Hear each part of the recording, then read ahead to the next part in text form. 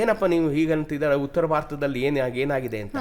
ದಕ್ಷಿಣ ಭಾರತ ಹೇಗಿರ್ತಿತ್ತು ಅಂತಂದರೆ ನೋಡಿ, ಈಗ ಬಿಜಾಪುರ, ಗುಲ್ಬರ್ಗ, ಬೀದರು ಬಹುಮನಿ ಸುಲ್ತಾನರು ಬಂದು 1336ರಲ್ಲಿ ಇವರು ನಾವು ವಿಜಯನಗರ ಸ್ಥಾಪನೆಯನ್ನು ಮಾಡಿದ್ರು.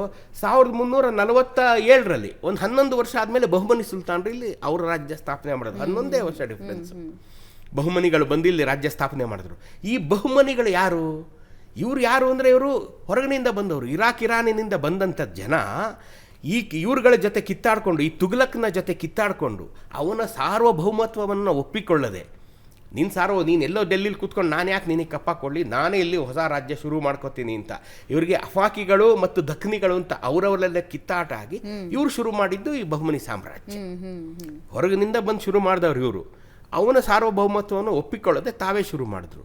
ಒಂದೊಮ್ಮೆ ವಿಜಯನಗರ ಸಾಮ್ರಾಜ್ಯ ಇಲ್ಲದಿದ್ದರೆ ಇಡೀ ದಕ್ಷಿಣ ಭಾರತ ಈ ಬಹುಮನಿಗಳ ಕೈಲೇ. ಆಮೇಲೆ ಅದು ಒಡೆದು ಹೋದ 5 ಶಾಹಿಗಳು, ಬರೀದ್ ಶಾಹಿ, ಆದಿಲ್ ಶಾಹಿ, ನಿಜಾಮ್ ಶಾಹಿ, ಕುತುಬ್ ಶಾಹಿ ಮತ್ತು ಬಿರಾರ್ ಶಾಹಿ, ಈ 5 ಶಾಹಿಗಳ ಕೈಗೆ ಒಳಪಟ್ಬಿಟ್ಟಿರೋದು.